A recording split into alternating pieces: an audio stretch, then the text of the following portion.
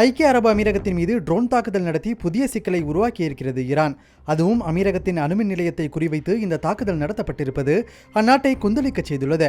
ஈரானின் இந்த செயலுக்கு எதிர்வினையாக அந்த நாட்டிடம் எதுவும் எஞ்சியிருக்காது என ட்ரம்ப் மிக கடுமையாக எச்சரிக்கை விடுத்திருக்கிறார். அபுதாபியின் அல் தப்ரா பாலைவன பகுதியில் அமைந்துள்ள பராக் அணுமின் நிலையத்தின் மீது 3 ஆளில்லா விமானங்கள் தாக்குதல் நடத்த நுழைந்ததாக அந்நாட்டின் பாதுகாப்பு அமைச்சகம் தெரிவித்துள்ளது. குறிப்பாக 2 ட்ரோன்கள் இடைமறிக்கப்பட்ட நிலையில் 3வது ட்ரோன் அணுமின் நிலையத்தின் மின்சார ஜெனரேட்டரை தாக்கியதால் தீ விபத்து ஏற்பட்டதாக தெரிவித்துள்ளது.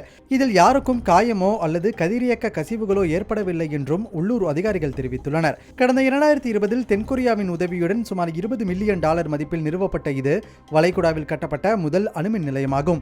இதில் தயாரிக்கும் மின்சாரம்தான் ஐக்கிய அரபு அமீரகத்தின் மின் தேவையை பூர்த்தி செய்கிறது. இதனால் அமைதியான அணுசக்தி நிலையங்களை குறிவைப்பது சர்வதேச சட்டங்களை மீறும் செயல் என ஐக்கிய அரபு அமீரகத்தின் வெளியுறவு அமைச்சகம் குற்றம் சாட்டியுள்ளது. இந்த தாக்குதலை ஏற்றுக்கொள்ள முடியாது என இந்தியாவும் கண்டனம் தெரிவித்துள்ளது. இந்த நிலையில் ஈரானுக்கு நேரம் கடந்து கொண்டிருக்கிறது என்றும் மிகவும் வேகமாக செயல்படவில்லை என்றால் அவர்களிடம் எதுவும் மிஞ்சியிருக்காது என ட்ரம்ப் எச்சரித்துள்ளார்.